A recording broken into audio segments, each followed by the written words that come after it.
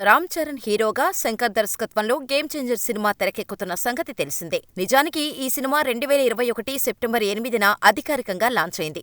అంటే మొన్న సెప్టెంబర్ నెలకు దాదాపు 3 ఏళ్లు పూర్తయ్యాయి.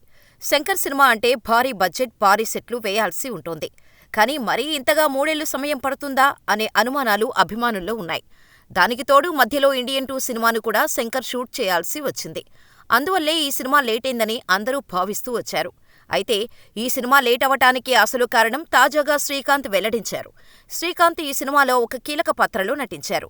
బొబ్బిలి సత్యమూర్తి అనే ముఖ్యమంత్రి పాత్రలో ఆయన నటించారు.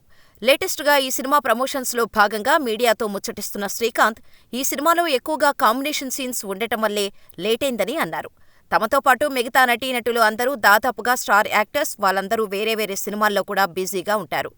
కొన్ని షెడ్యూల్స్ మారటం వల్ల ఒకరితో ఒకరికి కాంబినేషన్ సీన్స్ సెట్ అవ్వలేదని, ఆ సీన్స్ సెట్ అవ్వడం కోసమే దాదాపు 7.5 పాటు వేచి ఉండాల్సిన పరిస్థితి ఏర్పడిందని చెప్పుకొచ్చారు.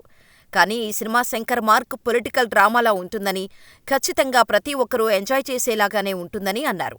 శంకర్ దర్శకత్వంలో వచ్చిన కొన్ని సినిమాలు కమర్షియల్గా వర్కౌట్ కాకపోవచ్చు. కానీ శంకర్ ఎప్పుడూ దర్శకుడిగా ఫెయిల్ అవ్వలేదని ఈ సందర్భంగా శ్రీకాంత్ వెల్లడించారు.